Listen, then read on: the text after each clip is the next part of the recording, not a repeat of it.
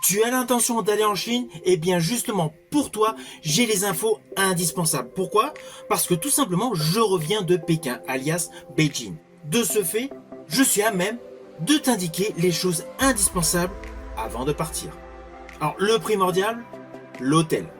Ne pense pas que tu peux réserver ton hôtel une fois que tu es arrivé sur place. Cela va être extrêmement compliqué. Il vaut mieux tout réserver à l'avance. Autre chose importante, pense dès ton arrivée à acheter une carte SIM et à changer de l'argent. Pourquoi je te dis ça? Tout simplement parce que leurs modes de paiement sont différents des nôtres. Alors oui, dans les grands hôtels, ils prennent la carte bleue. Dans certains magasins, ils prennent la carte bleue. Mais majoritairement, tout paiement en Chine se fait par le biais du téléphone via des QR codes. Si tu n'as pas généré un compte avec un QR code, tu ne pourras rien payer. D'où l'intérêt essentiel d'avoir au moins sur toi du cash. Au moins, il est accepté partout. Mais j'y reviendrai plus tard. Autre chose indispensable pour aller en Chine, pense à télécharger des applis qui fonctionnent là-bas. N'oublie pas que Facebook, YouTube, Instagram, Google sont censurés. Donc il faut les oublier. C'est impossible de se servir de WhatsApp en Chine. D'où l'installation de l'application WeChat, qui a le même principe de fonctionnement. Mais je t'invite à la télécharger, cette application, avant de partir. Tout comme Badoo. Badoo est l'équivalent de Google. Alors oui, j'estime qu'il y a plusieurs applis qu'il faut télécharger avant de partir. Donc Badoo, l'équivalent de Google, WeChat, l'équivalent de WhatsApp, le Maps qui fonctionne en Chine, et Didi, une application d'Uber.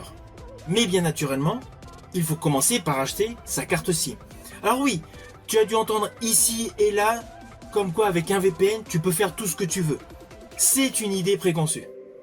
Une partie des VPN que tu pourrais installer avant de partir pourrait te permettre d'utiliser certaines applications, mais à une durée extrêmement limitée. Et si tu achètes un VPN que tu installes sur place, tu auras uniquement accès aux applis du pays.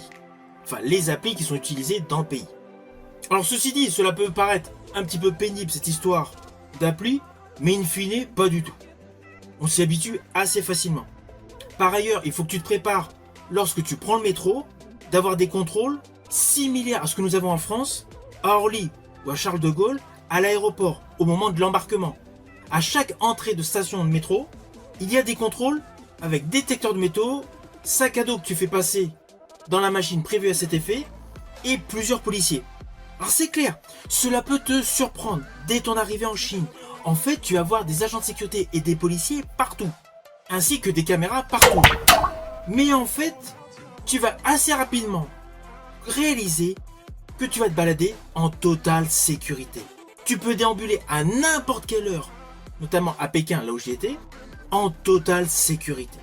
La population est très sympathique et ils sont disciplinés. J'ai été totalement bluffé à l'entrée des wagons de métro, uniquement pour monter dans le wagon. Les gens font la queue de manière disciplinée.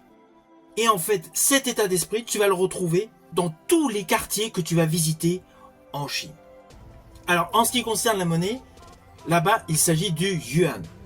Approximativement, tu divises par 10 le prix qu'on te propose. Admettons, on te demande 150 yuans, tu divises par 10, ce qui te fait 15, et tu rajoutes à peu près 2 euros, ce qui te fait autour de 17 euros. Alors oui, c'est un petit calcul à ma sauce pour simplifier pendant les achats en balade. Même si le résultat n'est pas extrêmement précis, mais c'est l'ordre de grandeur. Côté nourriture, les grandes spécialités de la Chine sont naturellement, surtout à Pékin, le canard laqué et les nouilles. Tu vas découvrir des restaurants de nouilles à chaque coin de rue, les uns à côté des autres. C'est impressionnant. Mais dis-toi que les nouilles que tu as en France, cela n'a rien à voir avec les nouilles de là-bas. J'ai goûté plusieurs plats de nouilles, mais avec des nouilles totalement différentes. Et c'est succulent. Donc niveau nourriture, il y a de quoi faire et c'est peu onéreux. Alors la dernière info que je veux te donner avant que tu partes, c'est que tout simplement pense à prendre avec toi un parapluie. La température est chaude, il y a un côté humide, mais il vaut mieux avoir un parapluie parce qu'il y a de temps en temps de petites averses mais qui ne dure pas la journée. Et lorsqu'il ne pleut pas, un parapluie va te protéger des rayons du soleil. Sauf si tu es comme moi un aficionados des casquettes. Je te dis tout simplement, bon voyage.